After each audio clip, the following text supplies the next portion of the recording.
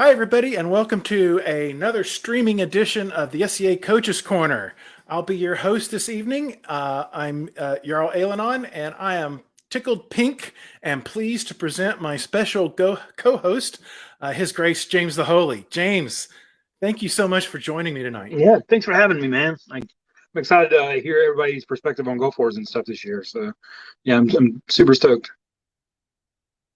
Yeah, me too. So, if you for some reason are not following along with our programming and you don't know what the topic for this evening's Coaches Corner is, we are going to do a Go Fours recap, sort of a walkabout. We did one recently for War of the Phoenix, where we live streamed and walked from camp to camp and just sort of asked fighters that we saw how their event was going. And we had so much fun with that we really wanted to do it for Go Force, but I wasn't there, and that we didn't have the production facilities to pull it off. So thought it'd be a really fun idea to kind of just do it after the fact. So that's what we got going. I see them kind of off screen working on things, but our first guest have a really interesting story to tell about their Gulf Wars. If I'm not mistaken, they were enjoying themselves at one moment at the Shadow Legion Jello Shot party, and then less than 14, 15 hours later, they had new jobs. So let's bring on their Highnesses Mineko and Zipster, and then also their lovely house guest, Sir Adrian. So let me add them to the stream. Hey, guys, we made it. Hey, Ronnie. How's everyone doing? Well, thanks for asking. The porch, it looks lovely. Thanks. We've been working on it. This is a definite. It's still early in the season, so you don't have the mister going, which is probably good. It would probably get weird there. For sure. So, yeah. For those of you who've ever seen a mister, they have them in places like Disney, and they don't work. They don't work because it's 85% humidity. You should try an actual mister in the desert. They work exactly as designed. Crazy how that pans out without humidity. Shade works here too. You should try it sometime. So, James, why don't you grill these people on the pressing question? I think that's just so interesting. Oh, what is So it? we'll lead in I know a lot of people were excited about Go Fours this year, coming in brand new owners for the site. There was a lot of questions about that, and I think that was put at ease pretty quick. But Zipser and Mineko here flew in to hang out with their friends and all that stuff, and a kind of a whirlwind trip, and then immediately flew home to fight in their home kingdom crownless of Aidenveld. And here they are, heirs to the Sun Throne. So going through Gulf Wars like that was, was that something that y'all were considering? Okay, we're gonna go home, we're gonna do this. Was it something you kind of planned for through the event? Was it something like, hey, we're just gonna, go through this casually and see what happens? What were your kind of thoughts going through Gulf Wars leading up to that? So it was kind of interesting. So our crown tournament got scheduled over Gulf Wars, which we as crowns will probably be looking at and trying to make sure that doesn't happen next year. Because it meant that there was just, we had Domingo and Sancha, we had a couple other Aidenvelds, but really there was like less than 5 of us there. It means we can't attend that event when we've got it. We are lucky that we were able to attend and we had the funds to fly in and out. But in reality, what happened is I met this guy, James the Holy, at Penzic. And I said, I am absolutely not missing Go Force because I have to hang out with James because he's way too cool, and I love every second of hanging out with him. It also my mom and my dad were there too. I was like, please so mention Bobby and Mage. you know, I was also super excited. So I'd planned on Gulf Wars, and then mom and dad were like, hey, we're going, and I was like, awesome, can we stay with you? So it was really good getting to see my parents because they've moved to Missouri, which is a little farther away.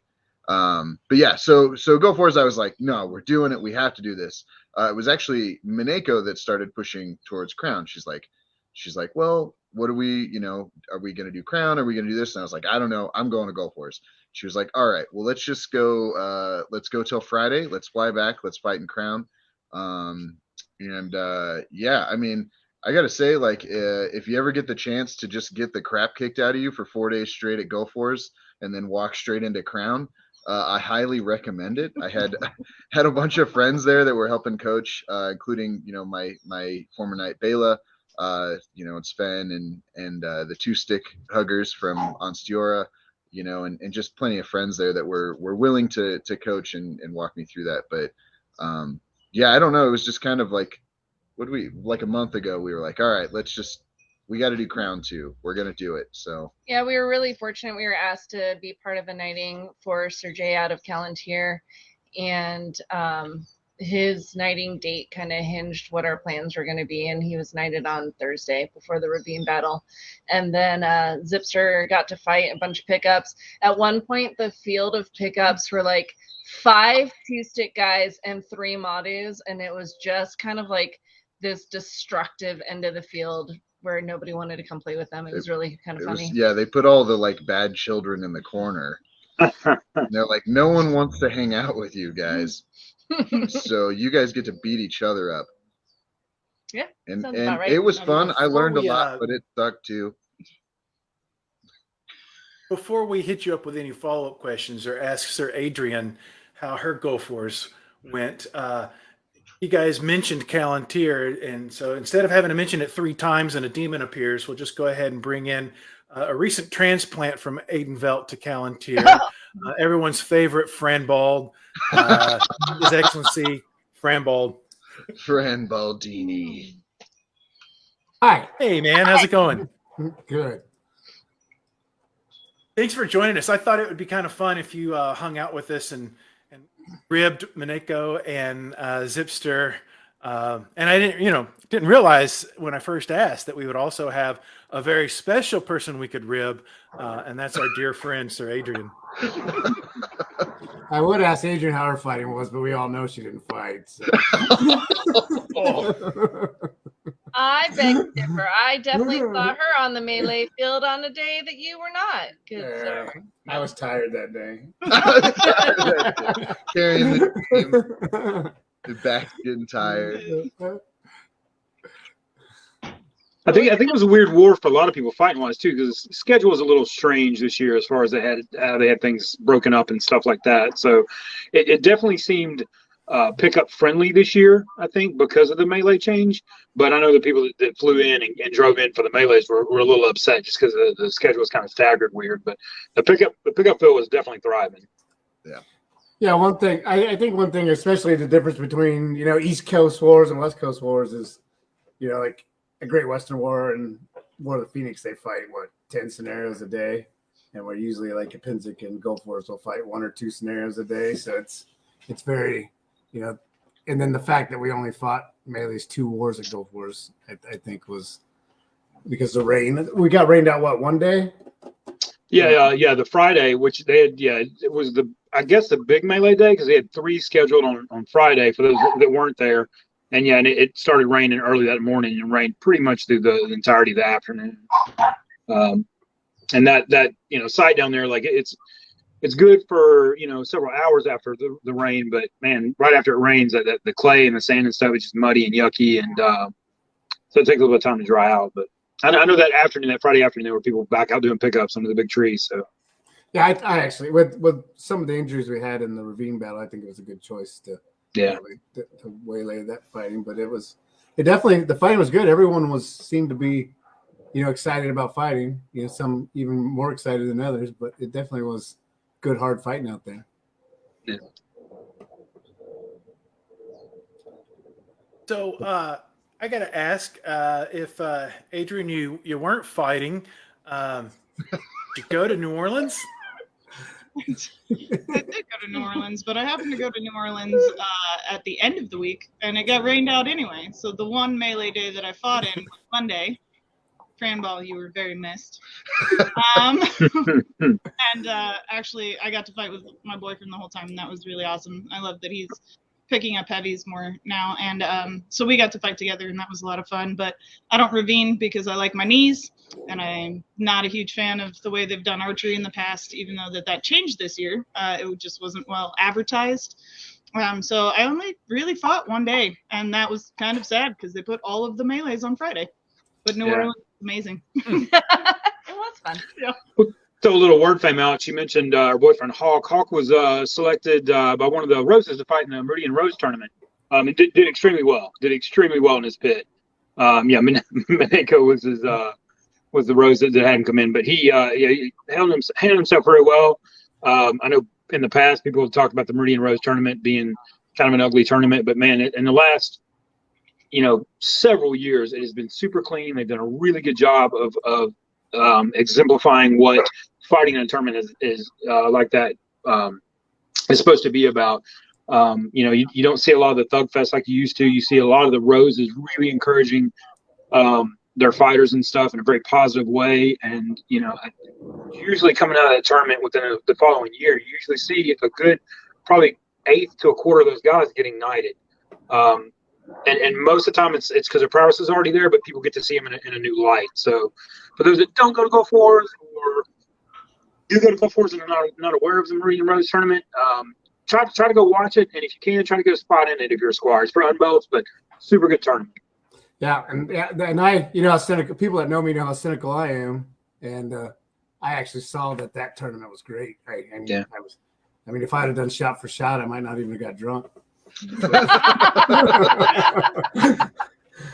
But and I know they do have good tournaments, Gulf Wars, and my other squire was super excited about the squires tournament. Unfortunately, that got canceled. But the tournaments are always great, and it looks super clean. It was a good tournament to watch. It's been a few years, but Zipster, do you remember what little speech I gave before that tournament at one point when a number of us, when I was in Meridies, were concerned that the tournament was not representing the values of the ladies of the Rose of the host kingdom. So do you remember what I said? Yeah.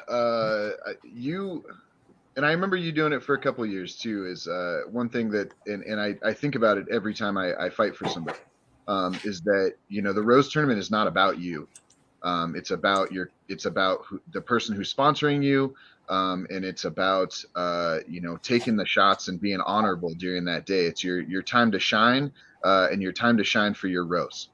I believe that was kind of a summarized version of what you usually mention before the tournament. So I remember specifically there being a year, and I think it was right after some of the dirty years. And I believe it was Ailgheanan came out that and pretty much flat out said if you get caught kind of being a D-bag, that you will be uninvited from this tournament, and that will not look very good on your Rose. Yeah. I think in one of them I said, "Congratulations. There's a decent chance you're fighting in the last Rose tourney sponsored by the Ladies of the Rose of Meridies at Gulf Wars."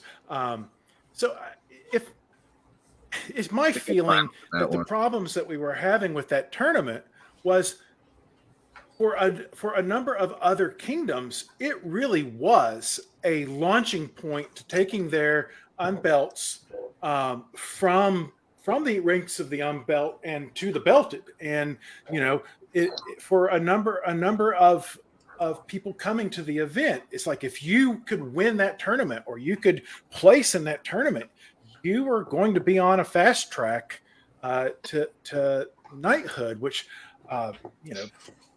wasn't the intent when it was originally created. It really was an opportunity for people to just display their prowess and honor their Roses. So I'm glad to hear that it's improved, because I want it to be competitive for sure. I think everyone wants it to be competitive, but competitive can go too far. So I would like to bring in another guest at this time. I'm really tickled to have Lady Kisa Cotter of Meridies. This is a really cool thing because this was their first. They just authorized, if I'm not mistaken. So let me bring them in and let's see. Kisa, welcome to the stream. Your microphone is off, so yeah. Yes. Tell us your story about your Gulf Wars. So yeah, The one that you can tell. I authorized, finally authorized 2 weeks before Gulf Wars. I realized how it worked out that my first day of fighting would have wound up being on my birthday. So that was important to me. So my first melee fighting, my first time in all of my armor really other than authorizing was at Gulf Wars on my 35th birthday. And I was given lots of advice by Sir Bree. She was telling me things like, okay, here's where you're allowed to stand and don't do this and don't do this and don't do this. And she made me practice dying like 7 times to make sure I wouldn't get hurt and everything. But it was the best experience ever. Sir Joffrey gave me one of the Meridies war doors to take home. And yeah, I had an absolute blast on the shield wall. It's I think like Gulf Wars is a good, for its size and stuff like that. I think this year they had final numbers still kind of rolled out. They're looking between 2,800 and 3,000 people. I encourage people like definitely to before hitting something like Penzik or traveling way far out, especially if you live in this region or in this part of the country. I think Gulf Wars is like one of the prime opportunities for people to go out and authorize like that. So it's doubly cool that you get to go out and on your birthday and kind of experience that. And I really enjoy hearing people like, oh, I got a war door. I got to stand in a line. You got something to take home from all that. I think that's that type of stuff super special and happens at that war a lot. Super appreciative to hear that. So thank you, Kissa. Yeah, I was really nervous and I walked out there armored up, like just getting like my authorization part. Once I got through that, I felt a lot better because that was my first time doing that at an event. And then I walked out there on the field, had all of my stuff, and I walked up and I walked up to Bam, who was like in charge and telling people, and I was like, I don't know what I'm doing.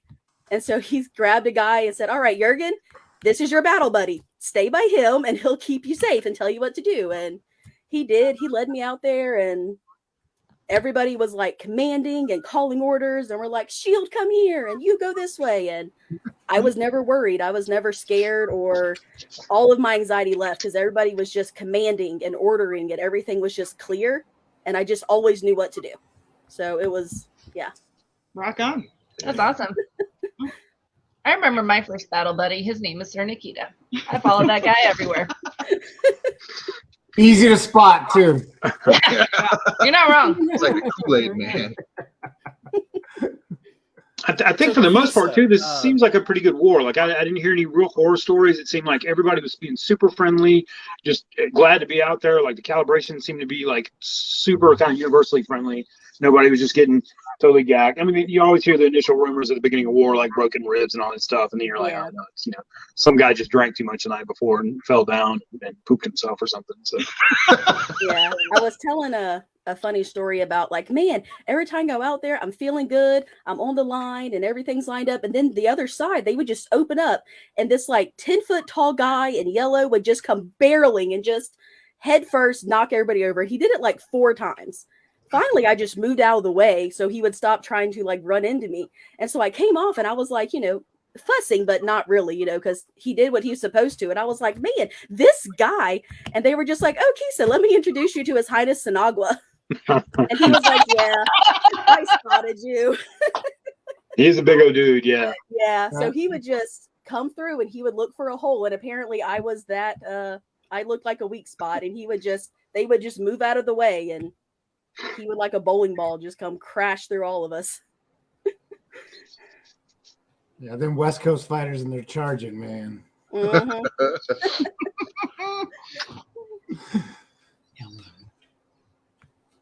So is there anything that you can take away from your first melee experiences at Gulf Wars that you're going to want to do different?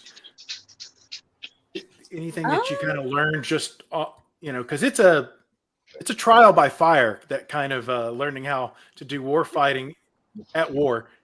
I would suggest don't let the first time you pick up the shield you're going to be using be right before you walk onto the field. That's a bit of a, because I had trouble with it because Sir Joffrey was just like, pick one off of the wall. And so I was like, oh, cool. There were only like 2 options because I fight left-handed. So there were only 2 options for me. I was like, cool, this one is great. And the whole handle of it was just sitting on my elbow. So like everything I was taking in my elbow because it wasn't sitting in the right spot. And I didn't necessarily realize that. And so I wound up not being able to fight. Like I took a break. I was like, okay, I'm going to go back out there in a minute. And then whenever I went to pick my shield back up again, I was just like dead armed. And just because from the pressure of where the shield was hitting me the whole time. So yeah, I guess be more prepared. Is my goal. So I kind of have a question for everybody. Like Gulf Wars is kind of one of those living wars where, it adapts and kind of changes every year. They're looking for new activities and the schedule kind of fluctuates and stuff. Coming out of this year, what's your one biggest, like cool takeaway from this war? What's the one thing that you like the most, whether, party and melee, whatever? Oh goodness. My one takeaway. Oh man. I'll be honest, I over volunteered this war. I was excited. I had a lot of friends there, a lot of friends that were crowned this year. And I was like, I want to work retinue for everybody. And I signed up for I had 2 shifts a day, and then I had fighting and my birthday. And I just this was my second Gulf Wars ever. Last year was my first. And I just want to I guess my takeaway is that now to just have that balance to know how much to do. My favorite part was, I don't know. I don't even know if I could pick a single favorite thing because each day was just so much great stuff happening. Like with fighting and learning to balance, because now I'm a fighter. I'm not used to that. So now I got to balance my fighting and my art and my volunteering and doing retinue and, so learning how to just balance all of that, I guess. Oh. Well, that's really cool. That everyone should, kind of take into effect. I still fell at that some 35 years later. So it's really good that you can share that with us, and maybe someone next year will come into it and not overcommit themselves. Yeah, We could only hope that for ourselves. Well, thank you very much. I really appreciate. I think you have a very unique perspective with it being your first melees and your first war all at the same time. Mm-hmm. Thank y'all. That's not how it worked when I was coming up. I mean, we had melee practice at regular practice. But anyway, thank you very much. And I am going to bring in our next guest who has a slightly different perspective. This is like his 400th melee. So, but thanks a lot, and stick around for a few minutes, and then we'll get all of you guys, to get on with the rest of your weekend. But let me bring in His Excellency Eric from Meridies. And Eric Stonecastle is an old friend of mine. This guy used to day trip events like Gulf Wars, so it's glad to see that he's actually going to the event and staying in the night. Because I swear, this guy Eric would day trip events that were 8 hours away. It just used to blow my mind. Day tripped champions list in Savannah from Bowling Green. It was yeah, it's okay. It was a financial thing. I could go to 5 full weekend events and pay full price, or I could go to 20 day trip events. and buy a lot of gas. Yeah. Yes, but I had a diesel. It didn't hurt too bad. So yeah, I was just gonna say, back in my day, we used to fight uphill both ways in the snow. We didn't ever complain about people hitting us too hard, or I'm I'm sorry. What was I saying again? No. This year, I'm going to say it's my first year back post-plague. So I believe the word I've been using is soul balm, because it soothed me so much to be able to get back and be with my friends. It was my wife's very first trip to Gulf War. She's never been before. So I spent a lot of this war making sure that she got to experience the war like it was. But she did let me fight in the ravine battle. Because it's like, it's my favorite battle of all. You gotta let me fight in a ravine battle. I'm not a huge fan when you fight from ridge to ridge down in the middle, because the ground is treacherous. Somebody had already said something about saving your knees. And this year was no different. The ground was treacherous, but the fighting was amazing. I want to come in and say that, yeah, by and large, there was absolutely no issue with calibration. It was truly, I felt like fighting amongst friends. It didn't really matter what side you were on. Nobody wanted to break their toys. Everybody had a good time, except for Callantyr. So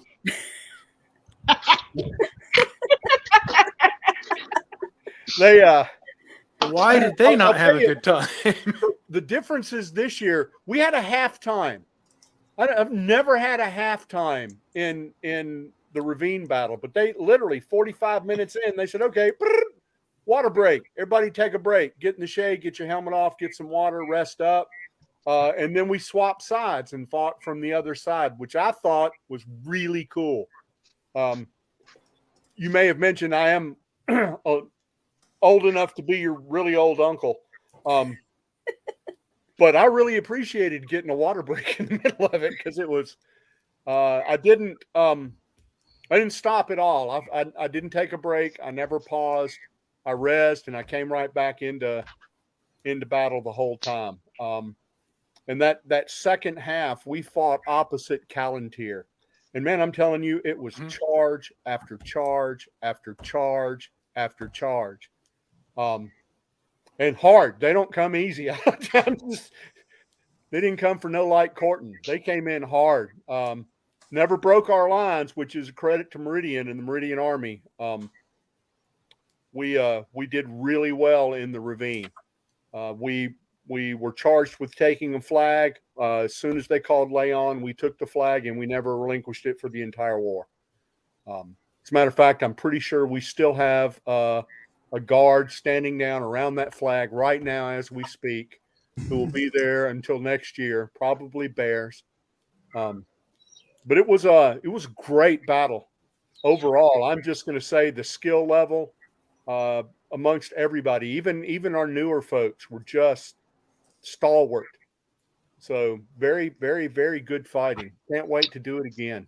The ravine's kind of notorious for people like love it or hate it. Part of being the terrain, but also part of it being, like archery and just the layout of the ravine itself, how they kind of fight it. But I heard a lot of good things this year with the archery not being as bad, kind of how they changed it. And then you have flipping sides halfway through. So I was glad to see, that kind of fix come through. So hopefully we can keep working on the ravine, because that seems to be the one scenario that people get real hesitant or weird about.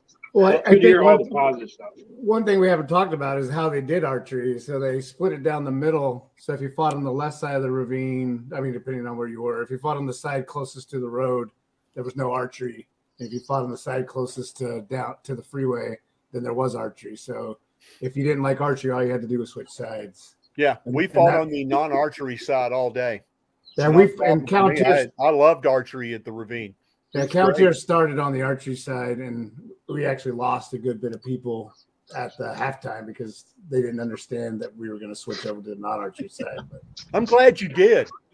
That made for such a fun. I'm not going to lie. It made for such a fun war, because it didn't really matter where I was over there. At some point, I had to leave where I was and come over to stop the Callantyr charge. Well, I don't know anything. I don't know anything about charging, so I wouldn't know anything about that. Yeah, no, of course not. Yeah, I bet you don't. But and I'm also proud to say that I fought against Richard Notwolf all day. He only killed me once. So. But he will be happy to Awesome. tell you about that one time. So it was a lot of fun. Yeah, it sounds like it. Well, thank you so much for coming on the Coach's Corner and sharing your war stories. I hope next year I can be there with you. I hope so too. There was a big spot missing in the Baster Mart because you weren't there. A big moseying spot that just kind of saunters in at the end. Just saying. There's a spot in our camp and a spot in our hearts that you weren't there. I definitely miss it. It's it's hard to say that Gulf Wars is my favorite event because it just feels like something that you're supposed to do every year. And it's more like being home for the holidays than it is an event for me. So I regret not being home for the holidays. So, Eric, thank you very much. Kisa, thank you very much. We're going to let you guys go so that you can enjoy your Friday evening. And thank you so much for being a part of our stream tonight. Thank you. And we'll get a few more people in here in a minute. But again, thank you very much. You guys have a lovely evening. And y'all have a great weekend. All right. Get out and fight some. Happy birthday. All right. Well, thanks. Okay. So before we move from the first segment to the second segment, I would like to just for a minute keep messing with my screens and I'm doing everything. Like to take a moment and pause, get a breath, and speak in memoriam of someone who passed away recently. I've got a comment that I wanted to share first, and then I think Her Highness Mineko has something that she also would like to share. But Her Excellency Viscountess Violet, make sure I pronounce the name correctly, Taylor. She passed away. We got the word of that earlier today. And our dear friend of the show, just friend in general, Duchess Ismay of Branston, had these words that I asked if she could share. She says, "We have experienced a great loss, a good friend taken too soon from this dwelling place. Violet was kind and gentle-hearted, full of laughter and the best kind of mischief. I'd like to give you some Skittles," she said. This was her way, bringing joy to those around her. The world's a little darker without her in it, and we will miss her dearly. So then Ismay also wanted to share a Lewis Carroll quote, which is, "In the garden of memory, in the palace of dreams, that is where you and I shall meet." So, Mineko, I know that you knew Her Excellency. I did. I wish that I had known her far better for far longer, but I had the opportunity to spend time with her in Joel's Tavern, serving drinks and grilled cheeses and dancing in the kitchen. And I had the opportunity to spend time with her when I went out to Murder's for Adam's knighting. And she was the best kind of catalyst in the SCA. She brought joy to service and joy to, just chasing the shade on a sunny, southern day with a good gin and tonic. So to that end, we raise a toast to her because she was well loved and she will be missed for a long, long time. And our heart just goes out to her family for sure. Thank you. All right. So, Your Highnesses, Adrian, Franny, you're welcome to stick around, but we've got a whole new batch of people that we're also going to bring in. And you can either yell goodbye whenever you want to leave, or you can just Irish goodbye us. It's all going to work for us. But crazy. I want to just make sure. Yeah, we won this tournament, so now we're going to go to an event on the other side of town and go to a vigil and fast pass ourselves in, the best kind of vigiling that is ever done. And we'll see you guys later very soon, I'm sure. Yeah. Thanks for letting me crash. All right, well then, always Adrian. Love you. Love you guys. All right, so let's bring in some of our next people. We've got a good group across the board of different folks, but I wanted to bring in another sort of special guest that will hang out with us, and that's His Majesty Trimaris Yon. Yon, welcome to the stream, Hey, thanks for having me. and it's good to see you. It's been a while. It's been a while. I haven't seen you in It has. person. How is your goal force? I had a good time. It was, this is my third time around as Golf Wars Crown, and it was kind of rocky at the beginning. I did things a little bit differently. Our counterparts in that Stewart, we had a lot of like-minded. We worked really, really well together, from planning to actually getting on there, maybe kind of doing some tweaks on site and whatnot to hopefully come up with a good event for everybody. And one of the things, like hearing through the first half, the schedule, well, something that actually was on my wish list and Her Majesty Ancior's wish list was a tournament day where we have all the premier tournaments like on one day. And we chose Wednesday mainly just in case the first couple of days that things amped up, that it was a hope that that tournament would help bring down tempers or whatnot, or help the calibration come down. And I believe it worked. The only hiccup that we had is I thought that Glenavon and the Meridian Rose Tourney were the same thing, so that's my fault for not keeping that on the same day as well. Something else we did with the schedule is, in some of the format stuff, is the champions battle, but I'll come back to that. As far as scheduling war points, since I'm a crossover fighter, and one of my biggest pet peeves is having to fight one field over here and then go all the way over here and change gear in between, and the battles overlapping. And that's something that we try to avoid by having the same type of battle, just alternating who was fighting first by the day. Like, and as we were plugging along, everything seemed well. And then Friday came along, and we're like, well, we can do it.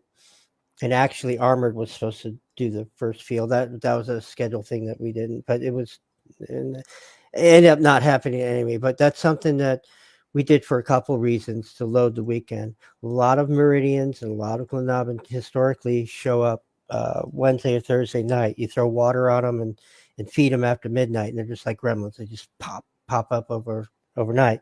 So that was a hope that the local folks that don't come during the whole week would have a lot of fighting going through the weekend. And I was hoping that the rain would have helped us out and not come, because I really wanted to see stress test wise how that worked out, because all the other battles happened really, really well with, okay, Rapier Ravine and Armored Ravine, Armored Town Battle, Rapier Town Battle. And so that flow seemed to work really well. And that's something I hope that whomever is sitting from both Ancior and Trimaris, they kind of roll that. When it came to the rule set, we try to stick with as much as what's happening last year. Like, one of the things that was done on the fly last year in the town battle was 6 foot or under weapons.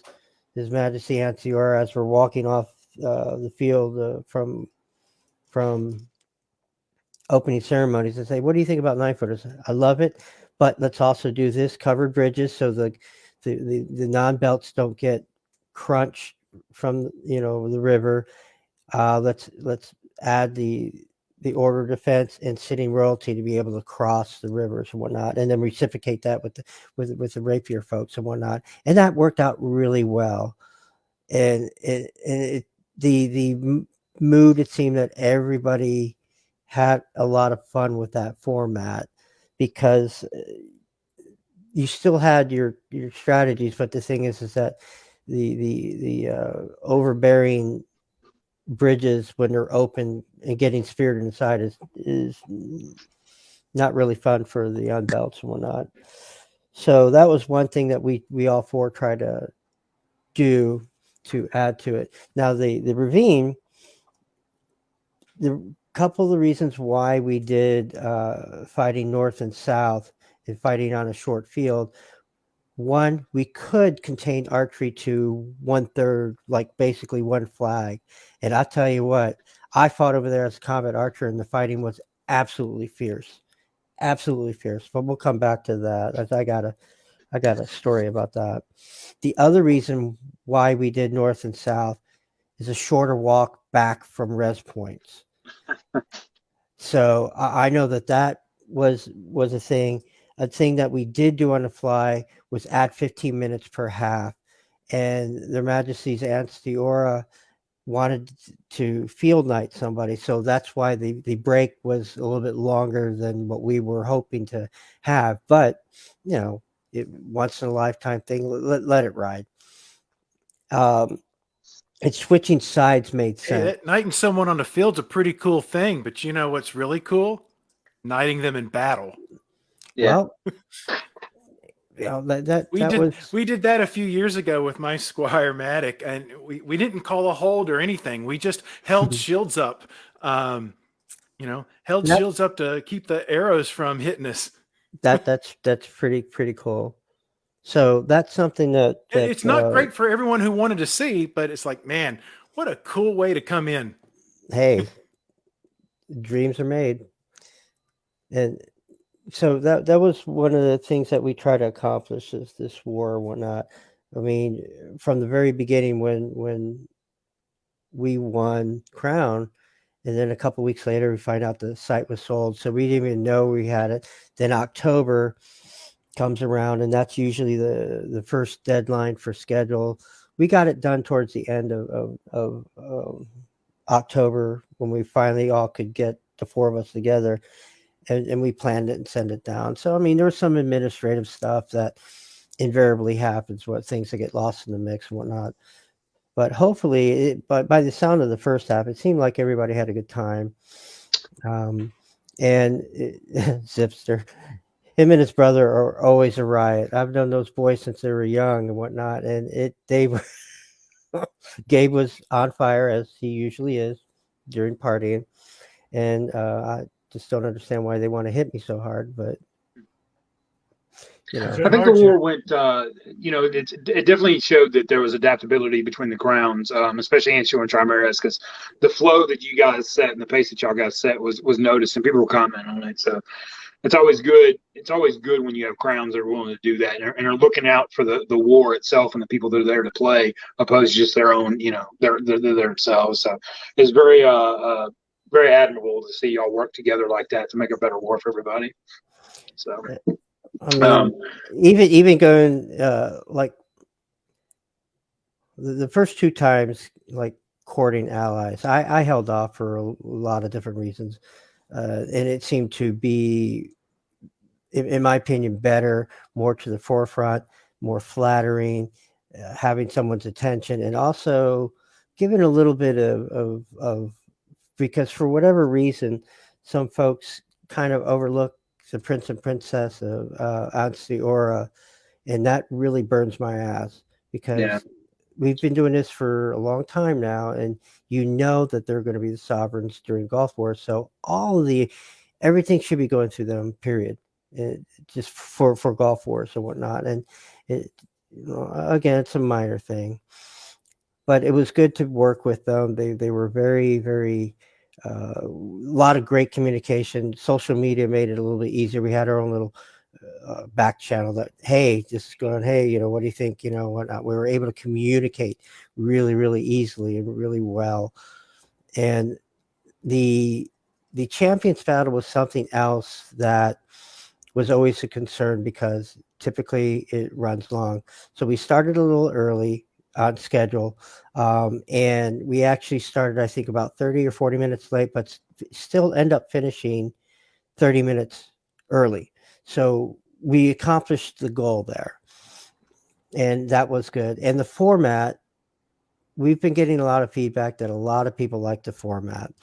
And for those that weren't at Golf Wars, the way that we decided to split, instead of 5, 5, and 5, 5 armored, go through the 15 armored, 15 rapier. What we did is we intermix them. So whoever was doing the throw picked the field, and then the answer you would answer with the appropriate fighter. So we did that. However, the first 8 fights were no, I don't want solar. Okay. So the first 8 fights were basically unbelts and whatnot. The next 10 fights were our allies, both armored and rapier, and again intermixed. And then the next 3 were our grant level fighters, fighting award fighters and whatnot. And what our thought process was, let's give some of these people that are getting in that higher level of fighting, that personal excellence of fighting, a real high pressure tournament to play in that's not crownless. And that was very, very well welcomed. And then we had your typical 3 peer level fighters and whatnot. And that was really well received as well, because I know there's a lot of dukes. Well, I don't want to fight, but I will if I have to. And I mean, I get it. But it also gave a lot of the other newer knights and newer mods a chance to go out and fight, because they want to do it. And I'm like, it was perfect. So the demeanor, the spread, and not like trying to load to win the champions battle. The atmosphere of it was fun. I know I had a good time. I had fun playing, along with it, and that was a good time. So hopefully, again, hopefully these are positive changes for Golf Wars and whatnot. The ravine battle. I kind of like running north and south because, well, I don't have to walk as far when I get shot. And on that note, I fought.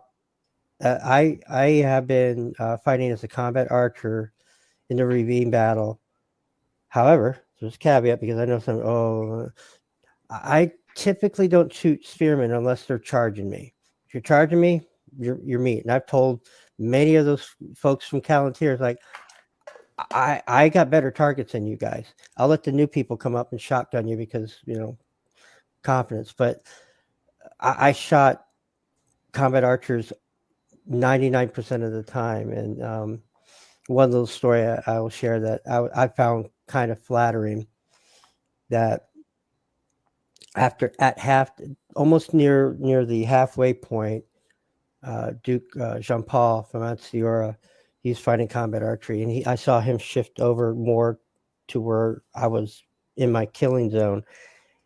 And because he came up to me and told me, he's like, yeah, I had to shift over because our combat archers are saying, there's a bunch of them over there, they're just killing us. And he says, he looks up at the field and sees me there, says, no, there's just Joan up there. And we kept counter battering, and I gave him more than he got. We doubled out a couple times, but there were a lot of times where I got you now. I kept him suppressed as well. But I have to hand it to Callanteer, the middle, the east, and everybody that fought over in it. That was a tough area to fight in, and mad props to everybody that was fighting over there. It was tough. It was a tough grind. I mean, I walked over and saw the other sides, and everybody seems to be having fun. And so that's my kind of like, wow, it's kind of a neat little war story. So we've heard from Crown's perspective. Let's go kind of the other end. Let's bring in Kufu Song and kind of get her perspective and her take on Golf Wars. America Squire Song. Hey, Song? I'm awesome. You have a good war? I had an amazing war. It's best Golf Wars ever. Yeah. What made this one different than others?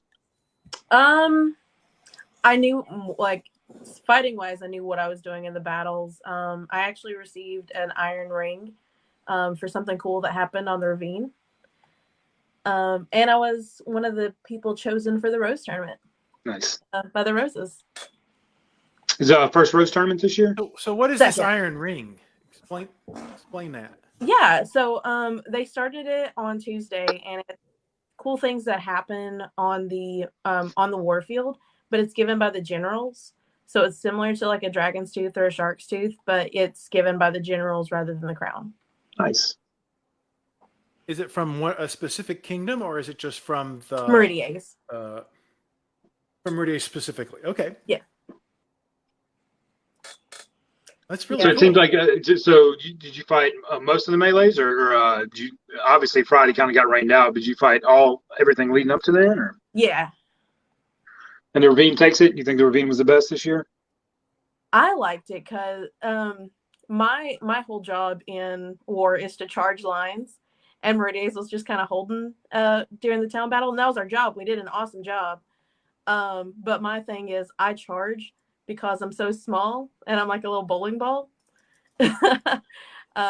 So that's all I did during the ravine battle, and just like being able to charge the lines just made it for me. So a lot of people don't know or may know, Song also has a tradition that she does in a lot of wars where she squats knights. Did you get any knights in this year? I re-squatted Gabe because he wanted to be squatted, and I squatted Johan from Trimaris because Nice. y'all were talking about me not squatting y'all. Yeah. I tell you, you got 6-8 months, and then we're going for it. I'm about to go into prep. There you go. What's your one? I'm sorry. Let me ask my question about because I mean there's all this great melee conversation, but I'm curious. Did you have any singles or your solo prowess goals coming into Gulf Wars that you had a chance to work on?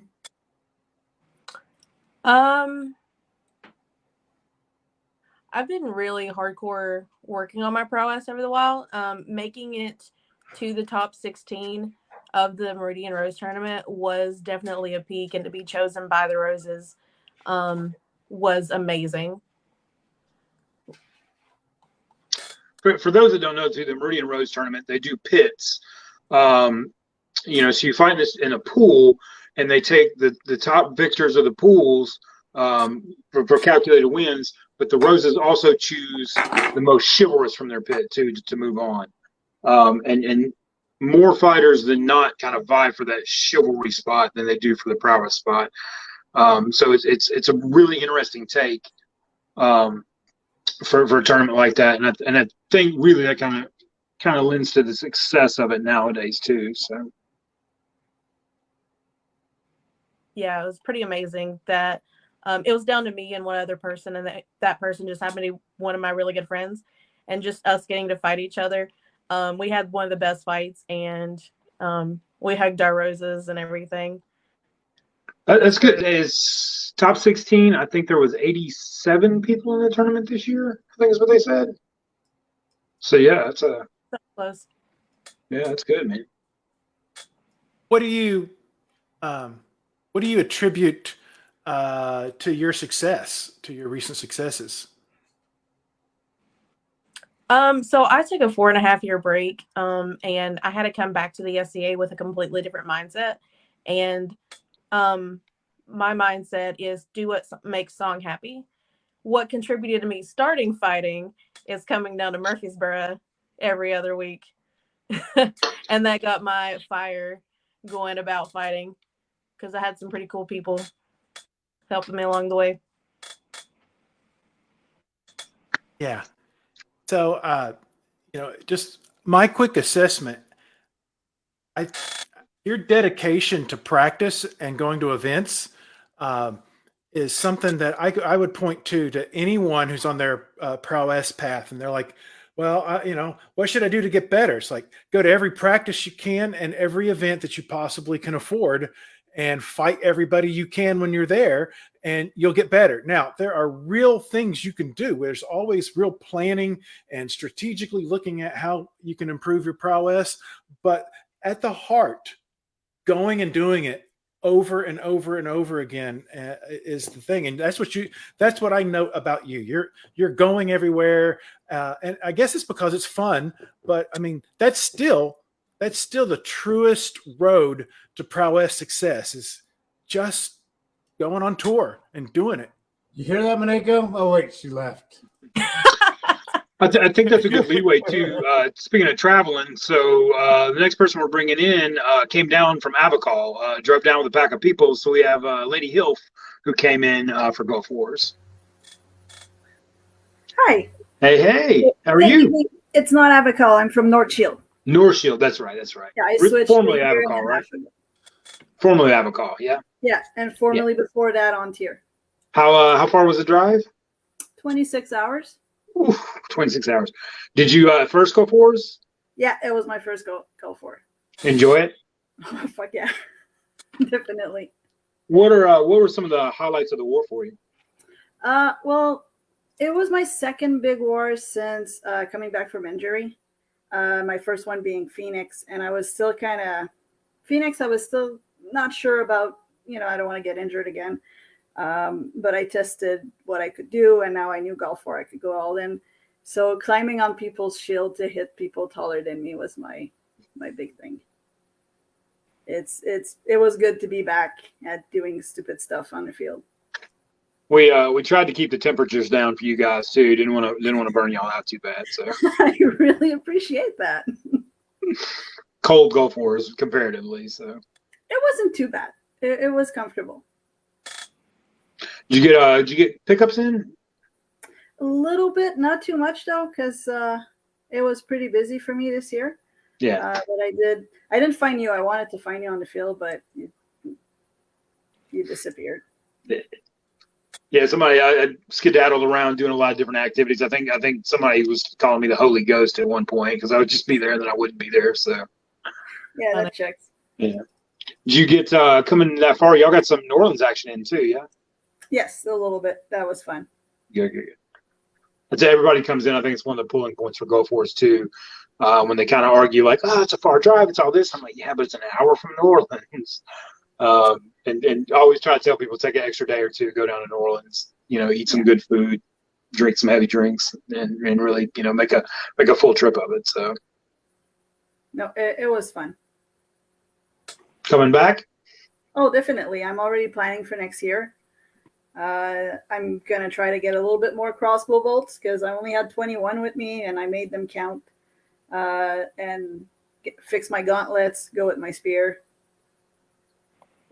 So it's a combat archery heavy event. I think a lot of people kind of get shocked by that. But yeah, I'm gonna try to get more people from this side of the border to come. There was a big group of North Shielders, but not a lot from our side of the border. So.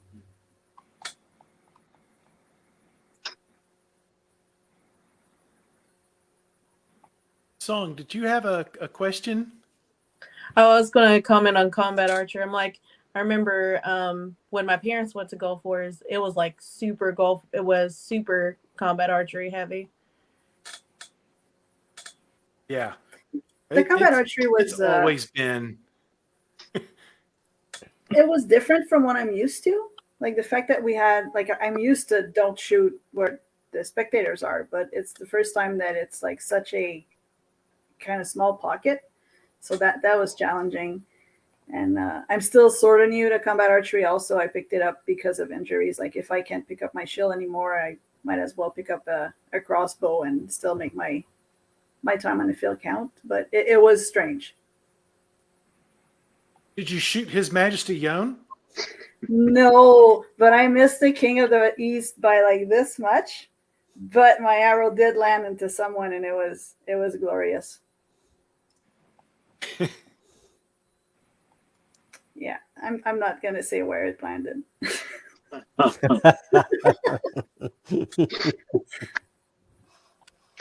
So we have another I guest used to waiting. resent the ravine battle and all the archery until I remembered that I could take a shield in. So, Yeah, I just a great stopped fighting equalizer. 9-foot spear and started fighting spear and shield, and the ravine battle became fun again.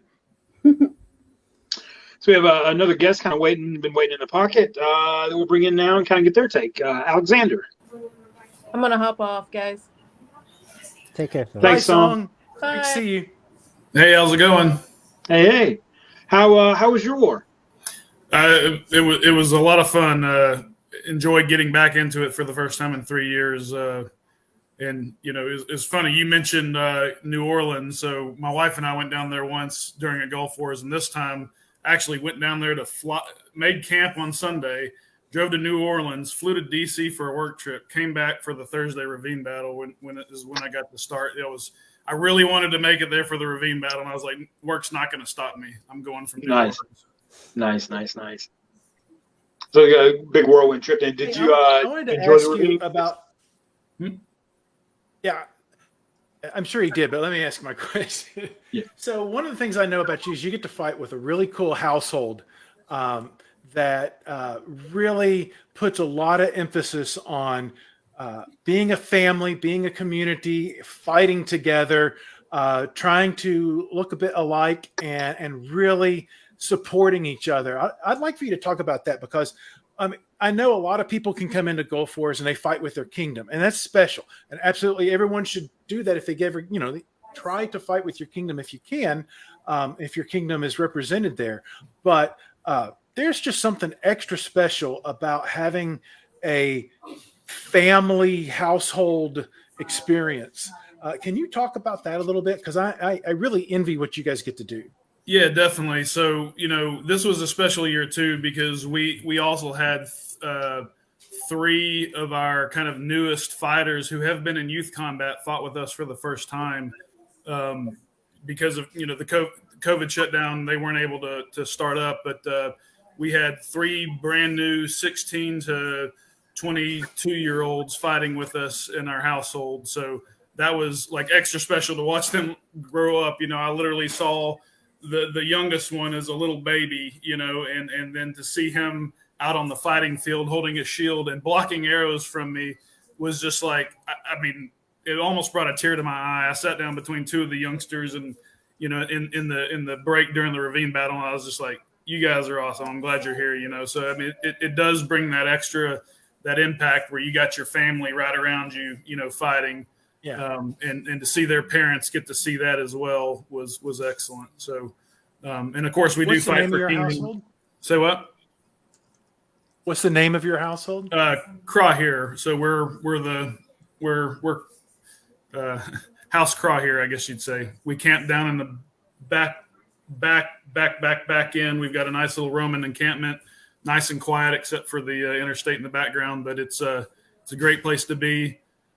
We had a huge fire this last time on the last day. We had 140 hickory logs to go through. So I had Santia on a schedule of X number of logs per minute so that we could get through them. And my tent, when I was folding it back up at home, smelled like hickory smoke. It was wonderful.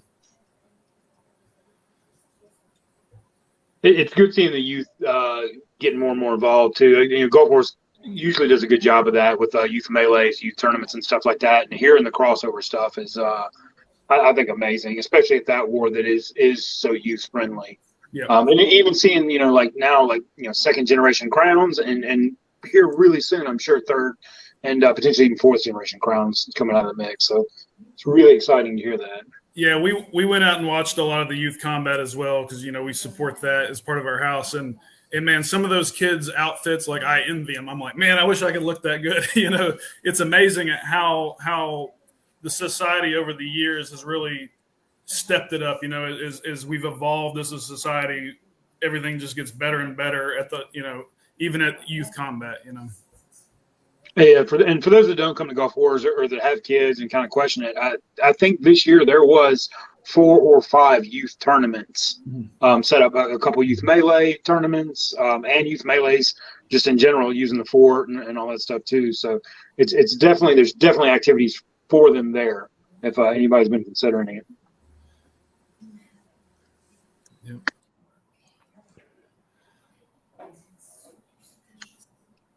So, is there anything apart from the burning of hickory logs and the thrill of seeing the young people, who just seems like, they were babies, much less, a few years ago when they were in youth combat, and now they're fighting with everybody else.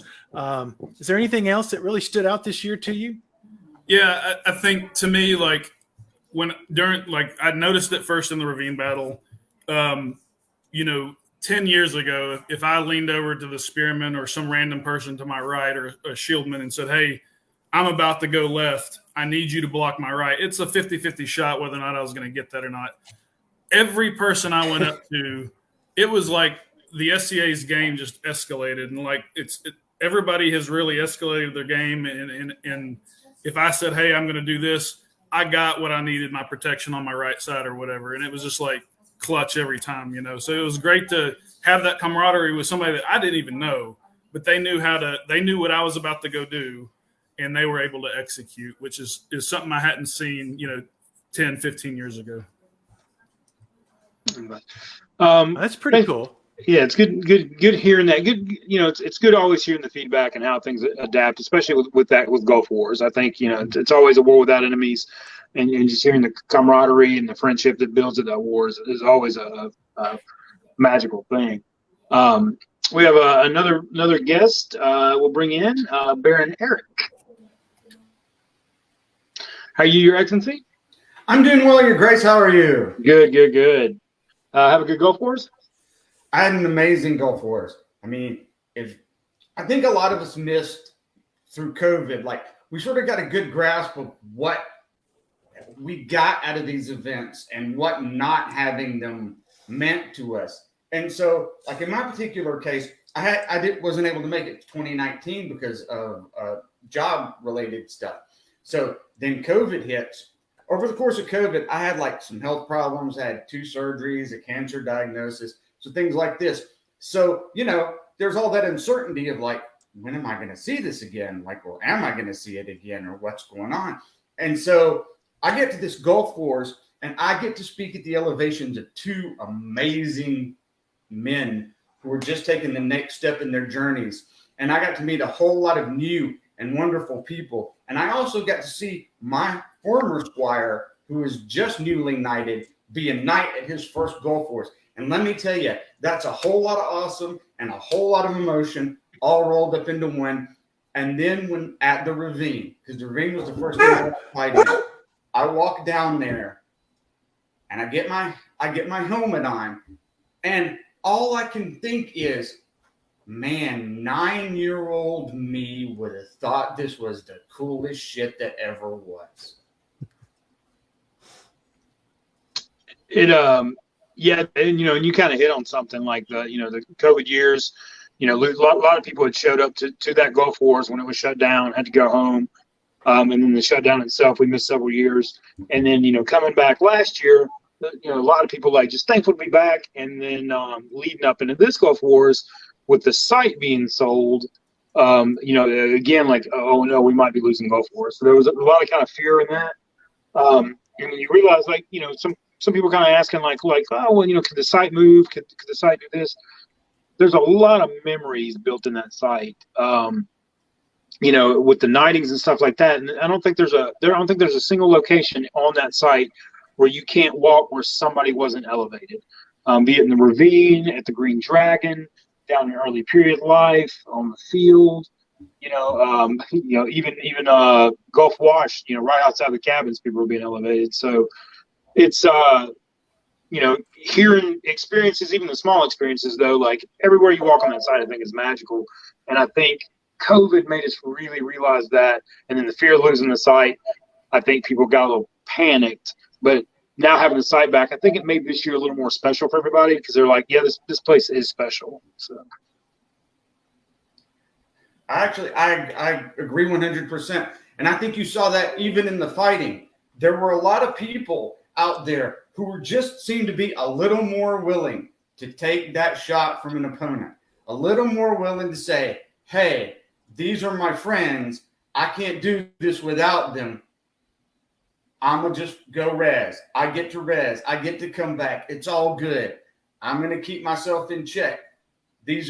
Without all my friends here, I don't get to play this anymore. So, like, they're doing me a solid by being here. So I should return the favor. And I just think there was a whole lot there and a whole lot of that. And fewer angry faces and a lot more smiles behind those face masks. Yeah, there's definitely a good vibe this year for sure. You guys are making me extra resent not getting to come. Sorry, Your Grace. I hate that you missed it. It's good. It's good. It really rubs the salt in the wound and makes sure that I'll come next year.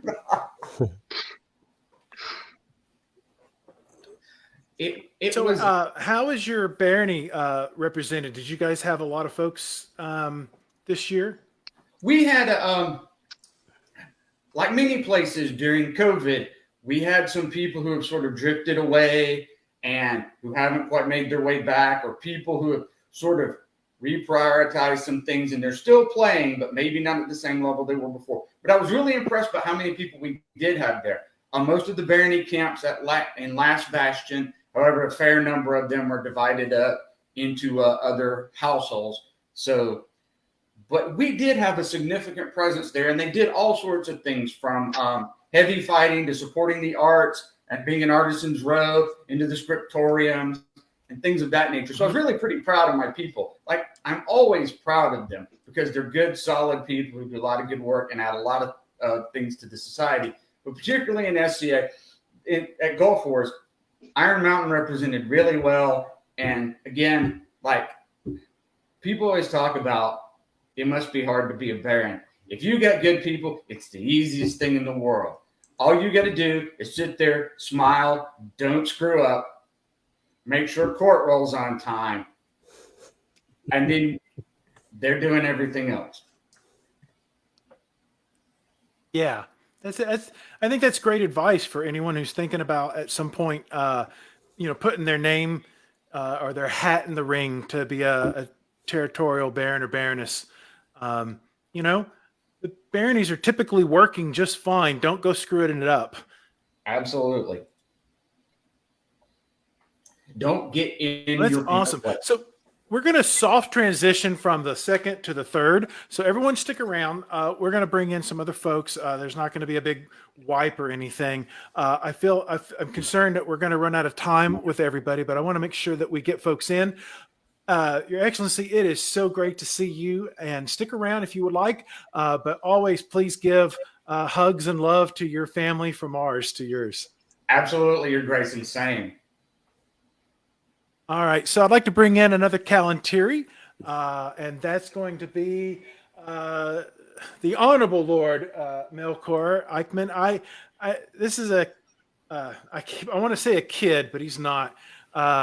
Melkor, you're not a kid, but it's hard for me not to think of you as a kid. Everyone who's a kid of my peers or contemporaries, it's as your parents are, just feels like a kid to me. But I got a chance to meet you. Actually, I think I knew you as a kid, but I got a chance to actually get to meet you and to hang out with you this last year at Meridian Grand Tourney, and it was a real pleasure. So it's really awesome to see you. Welcome to our stream. That was a long-winded way to say you're old. I'm old now. Great. Love it. I've been waiting so long. It's finally time. Yeah, I had an amazing. I think he was talking about me. That too. I'm old now, though. I'm not a kid anymore. See, that was a big, long way to say I'm not a kid anymore. I can be old now.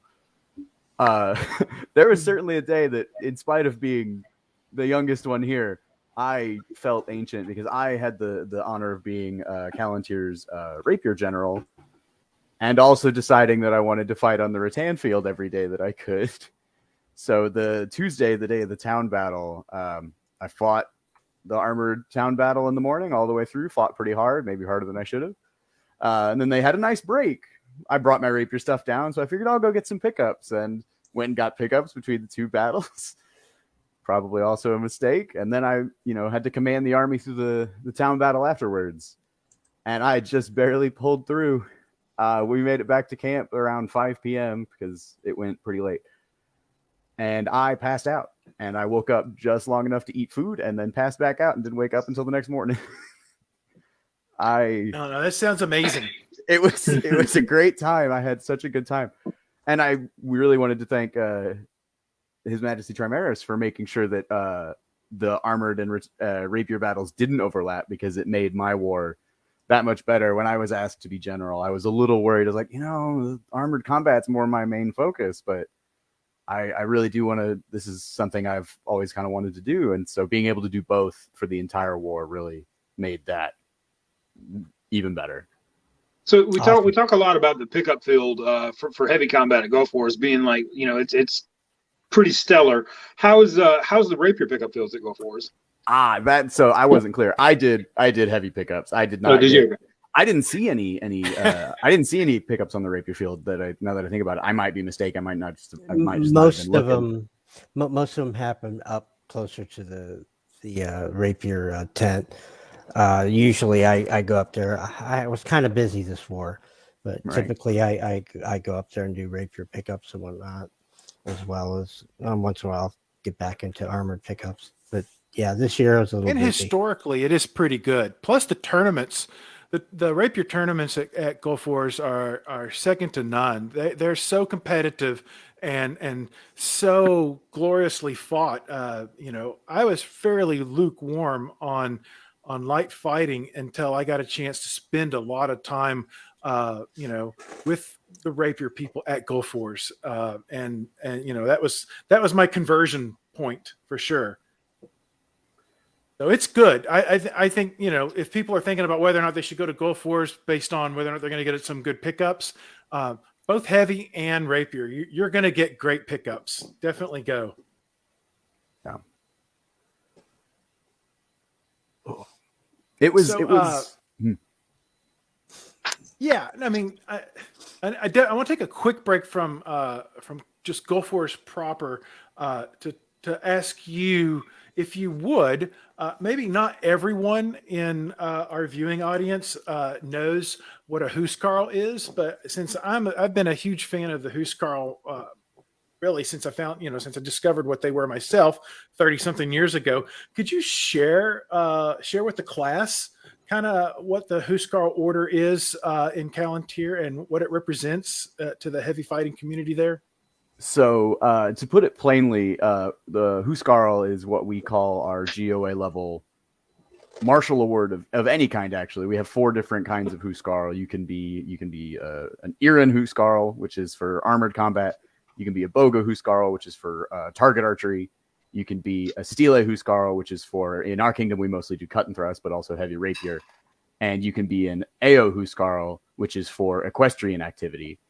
And so when we say Huskarls, we mean any of those 4 things. And honestly, I'm a new Huskarl. I don't quite have the history that some Huskarls do, but it was one of my favorite days so far to be made one. But one of my favorite things about the order is that it's not just our armored combat order. It is any martial activity that is SEA sanctioned gets to be a Huskarl, and that nearly anybody, if you put in the time and effort, and maybe have a little bit of talent and luck, it helps. But anybody can be a Huskarl if you work at it and embody Callantyr as part of it as well. That's a knowledge drop for me. Yeah, I didn't know that. That's cool. That's really cool. Mm-hmm. Rainbow, do you have any thoughts about that? Because you've been in Kingdom now a couple of years, and you were always seeing Huskarl from the outside, and now you're looking from the inside. That's definitely because we used to go to Gulf Wars a lot in the '90s, and that's kind of where I was from Kaid, so I didn't used to fight with great weapons because nobody in Kaid fought with great weapons at that time. So it was traveling to Gulf Wars that actually started me fighting glaive, which I did for about 10 years. But because I wanted to be I went to, they always had a good great weapons tournament there, and it was always the Huskarls that you ended up fighting. And I would go to Gulf Wars just to train. So it's interesting now that I see it from this side, and I understood the multiple layers as that it embodies. The only thing I didn't know about is, as of right now, it's kind of a requirement to go to the next step.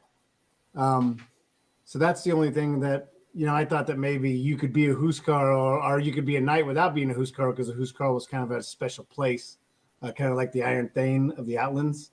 So that was the only shock I kind of had when I got there, that pretty much every knight or every peer is also part of that GOA order as well.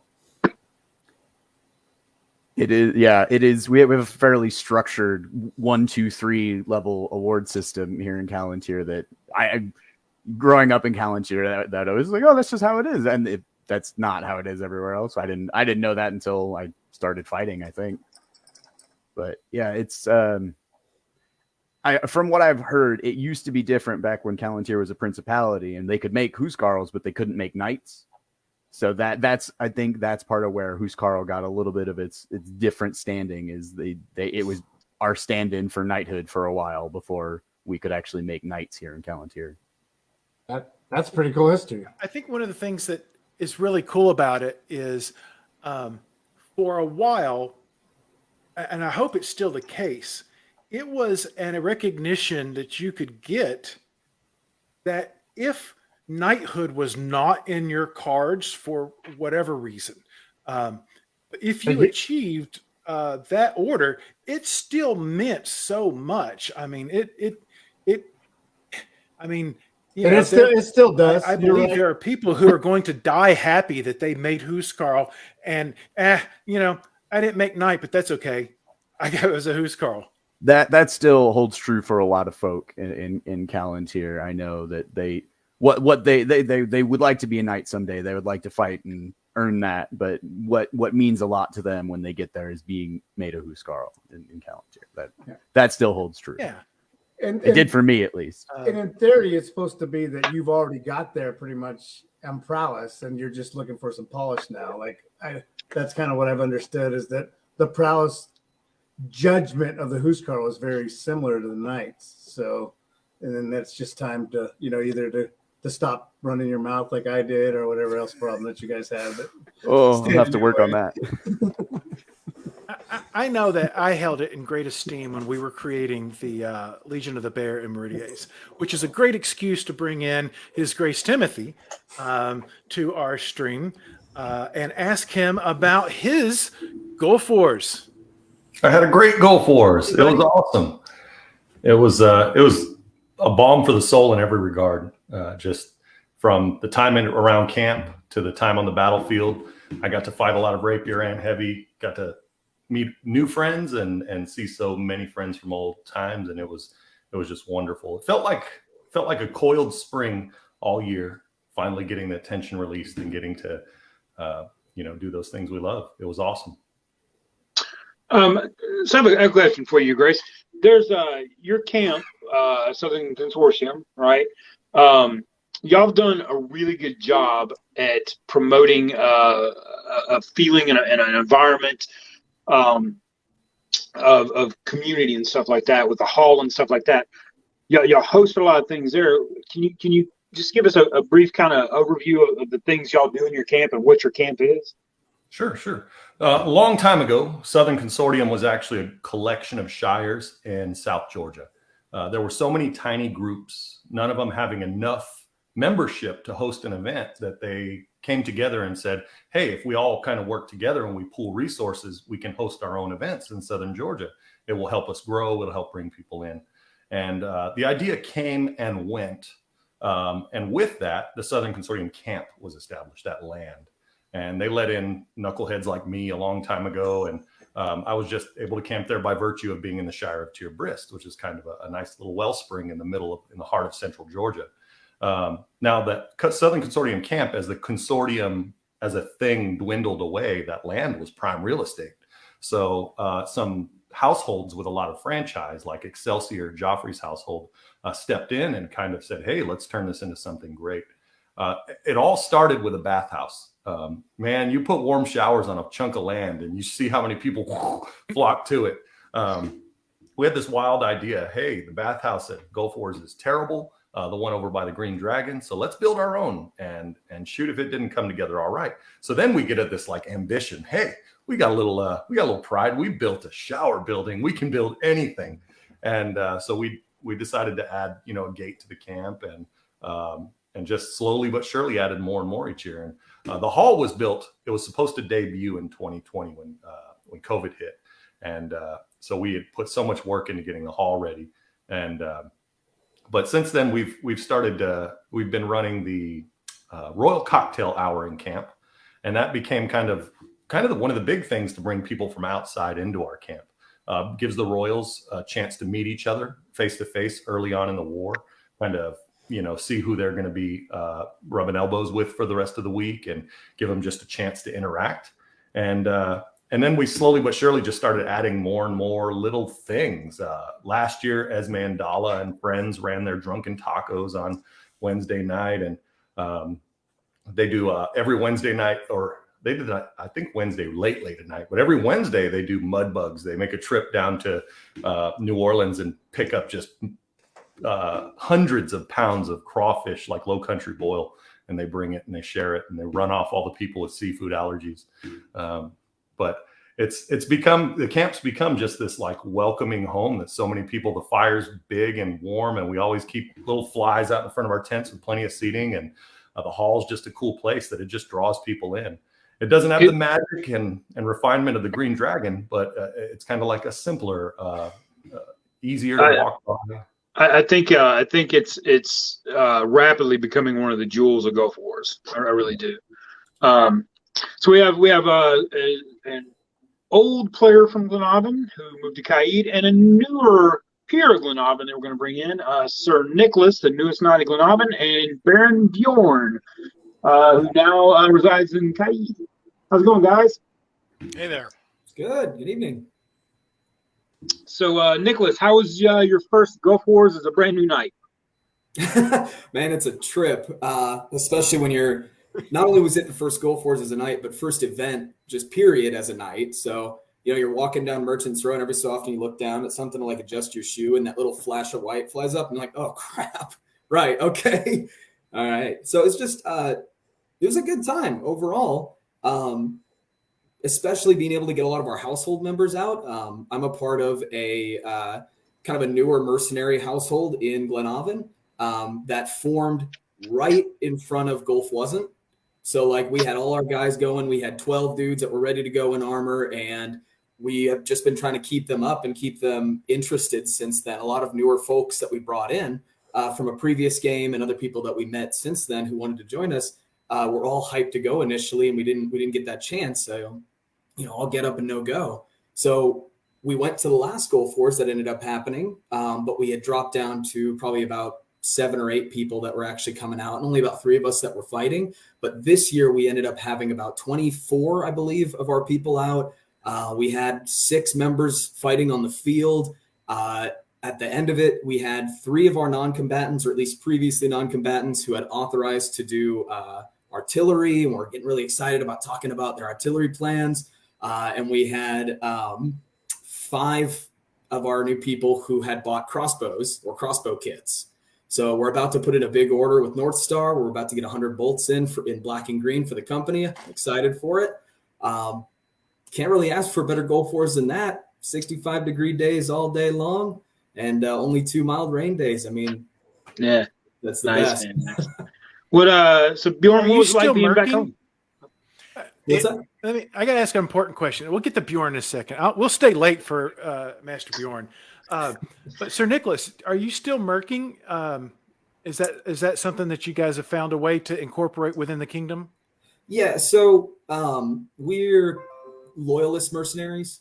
We tend to, when possible, we fight for the crown. And thus far, we haven't really had an opportunity to kind of get to that point of figuring out, is this going to be a problem? Because thus far, we've been fairly well paid. I think this year we got a stack of steaks, we got a 30-pack of beer, and we got some money in merchants or something for our new guys to get out and get some stuff. So that's well paid. Personally, I'm kind of handling it on a case-by-case basis. If I always try to ask my crown ahead of time, regardless of whether I'm fighting on their side or the enemy's side or whatever it is. I always try to ask them before each and every war, is it okay if I do this? If not, I will gladly fight by your side, and in which case I'll just go as far away on the opposite side of the field as my guys as possible, if I can.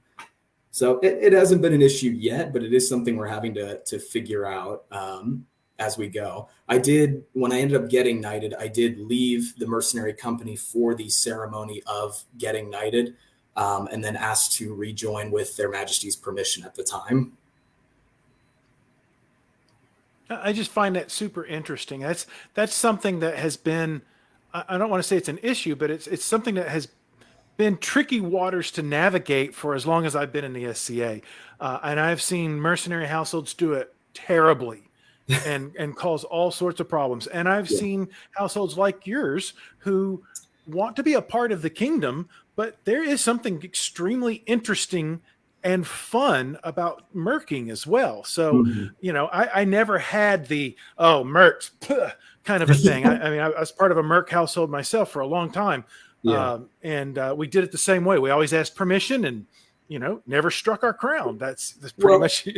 We're kind of standing on the shoulders of giants, though, because we have Shadow Legion, who is predominantly in our kingdom, who really, I think they really set the groundwork for doing kind of the honorable loyalist mercenary company, especially. So there was already, in the zeitgeist of the kingdom, this idea of mercenaries being loyalist and fighting for our kingdom, but still retaining that kind of mercenary title. And so there was already an idea of how to approach that. We also, I encourage our guys, since we started it, to have little details to make sure that we're clearly with our kingdom. Like if you can wear some red on you, on our shields back here, you can see, I always insist that you put your kingdom on the top. All of our guys are Glenavon right now. We had some Kalantiri guys who moved south who joined us, but I make a point to have our stuff visible to show our support for the kingdom, even if we do have to fight on the enemy team,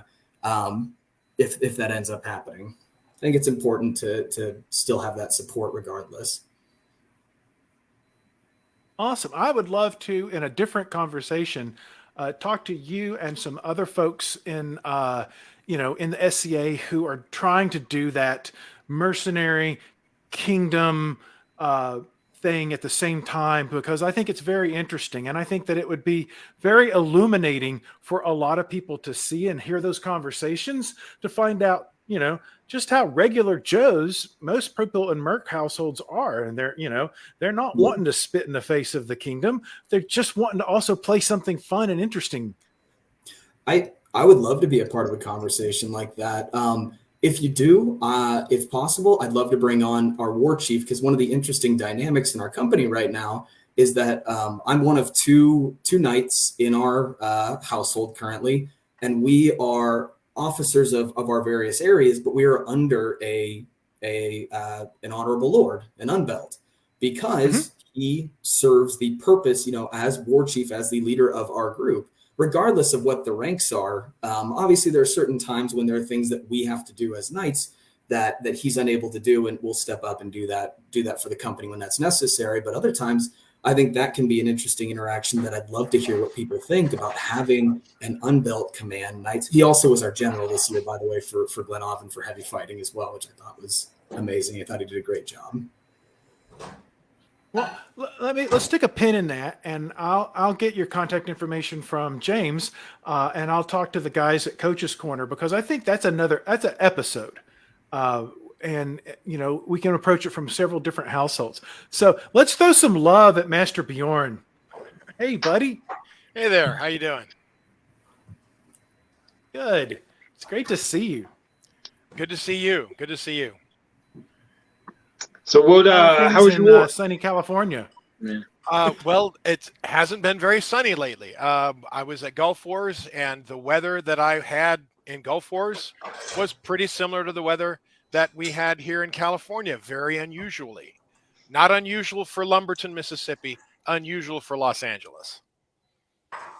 But yeah, let's talk about your Gulf Wars. Enough about the weather, even though I think it's hilarious that when it rains in California, it's like, oh my God, you've just not had rain in so long. I have to admit, but Gulf Wars. Yeah, being from a place that has rain to now living in a place that doesn't, I enjoy watching people around me not know what they're doing as long as they don't hit my car. But Gulf Wars was fantastic. I went to the first one in 91. As a matter of fact, it was my last event that I was not legal to drink at, because my birthday was in late June, and that was when we had Gulf Wars in June, that first one in 91. So I had been to pretty much every Gulf Wars until I moved to Cayenne, and then I took a great break while I was out here and didn't start coming back to Gulf Wars until the late 2010s. Good war this year? Excellent war this year. This is the first time I'd been able to fight heavies at Gulf Wars in 25 years. When I first started, I did the ravine battle and those kinds of things, but I was more in the staff. The last couple of years I was there, I was running rapier for at the time Meridies. And so I really was not doing a lot of play. I was doing a lot of work.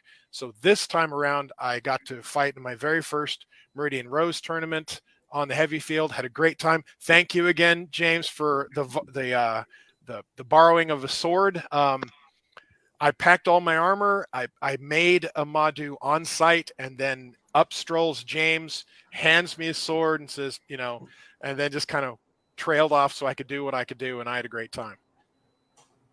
What was your takeaway from the Meridian Rose? Because it seemed really good this year. I saw a lot of fantastic fighting, a lot of chivalry, a lot of great style, more two-stick than I thought I would see, to be honest with you. To be brutally honest, Kaid lately has had some issues, which I'm sure you've talked about on Coach's Corner. And so the marshaling at this last crown was something that was a little more focused on, all right, let's be transparent. Let's not only show the people that are on screen, Helgi taped everything, that are on the tournament field, but also the people that are watching what's going on and why are the decisions being made. That was the thing that we didn't have to do in Meridian Rose tournament. The marshals on the field were excellent. The combatants were exceptionally chivalrous. Having the roses right off sight, right off of the edge of the Eric, keeping you to task was something that I don't think that, at least no one on my field needed it, but I am glad that they were there, especially because some of the better, it's not good to say that the ladies or the gentles of the Rose heckled anybody, but there were some good words thrown around, definitely. It is, and I'd say this, and I can't rave about it enough. It's one of my favorite tournaments to go watch. The Roses really get into it, both from the side of heckling their people to just sheer encouragement. And you really watch, for a lot of people that enter that tournament, you watch that switch kind of get flipped, and they kind of understand meaning of the tournament and what it kind of means to be there. So yeah, I always love hearing stories of the Rose tournament and those that get to participate in it. I have been fortunate to participate in the Valkyrie Rose tourney that was started right before Duchess Colfina passed, and then has sort of taken on its own life. And I feel that the Valkyrie Rose tournament and the Meridian Rose tournament have a lot of things in common. I think the Meridian Rose tournament was more upbeat. It was more a joyous occasion. And I think that the Valkyrie Rose tournament at Great Western War is more solemn, but in both instances, the fighters take it very seriously. They take the honor of who they're fighting for as extreme import. And I saw a lot of really damn fine chivalric and courtesy behavior going on with everyone there. Yeah, it's good to see. It's good to see, good to hear those tournaments popping up more and more. Because it's a harken back to the original days of the SCA, right? Queens of Love and Beauty and those things. So it's really good to see those tournaments and those tournaments excel. The one thing I would have liked to see, at least at the Valkyrie, at this Rose tournament, the Meridian Rose tournament, was that I would like to see a few more of the sitting royals actually there watching it, because I know that the Viking raid and everything was going on at the same time, but I did see there was a lot of roses there, but it was a little bit lacking of the seated the royals, especially since there was not any other scheduled events at that particular time. It would have been nice to see them. Well, on my field, so my lady was recording my fights, and on one side of her shoulders was Bear Killer, who was just harping on me the whole time, and on the other, Prince Connor, who was just saying, "Oh, John doesn't really mean that," knowing that my lady knows John well enough, and he absolutely was meaning everything he said. But it was fun.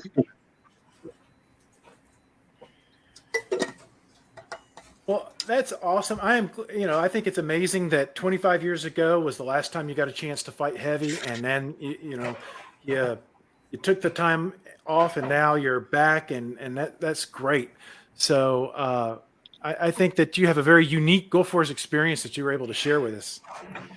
It was a lot of fun. I cannot wait to go back. It was my lady's first time at Gulf Wars, so I just had an absolute blast. And of course, as much as I love Kaid, as much as I love the other kingdoms that host wars, whether it's Aidenveld and or Callantir with Lilies, Gulf Wars holds a special place in my heart. So it was good to be there. Well, thank you very much for joining us. Thank you very much to all of our guests tonight, Sir Nicholas. We've still got Sir Frambald with us, and His Majesty Yon. Yon, do you have any final words you'd like to give us? Thanks so much for hanging out with us. Well, I hope that the momentum that it seems to has happened this Gulf Wars continues, because I was there at the first Gulf Wars. I've only missed a couple, and having sat all three of my reigns as Gulf Wars crown, it's a time that I really look forward to. I look forward to connecting with folks like yourself that I've met in person many times. I've met James in passing here and there. I've never really had a chance to sit down and talk to you. And some of the other folks I haven't met in person, not that I know of, but my memory's going. I'm getting old. No, I'm not. I'm Asian. I'll turn old overnight. That's just how it works. You can't be that old, because I remember when you were the secret weapon in the squire tossing contest. Well, you know. And it's not because he was so light, though he was. He had a belt that was extra, extra long, and you counted where the tip of the belt landed. So, and when you have Bytor throwing you, and it doesn't hurt to have a big lug like His Grace to toss you around. But anyway, it has been so good to have all of our guests on tonight, and all the guests that came on previously. I can't mention you all by name right now because I'd spend another 5 minutes, but we were very lucky. James, thank you very much for being a part of our show tonight. You were a huge boon, and I'll let you have the final words, and then I'm going to push the button to make us get out of here. See everybody on noise. For those that don't come out to Gulf Wars, you should try to come out. I think it's one of the greatest wars we have. A little jewel in the South. The new owners are super encouraging stuff. There's going to be a lot of improvements to site. By next Gulf Wars, we should have brand new towers for the fort. We've got a lot of money that's been raised for that.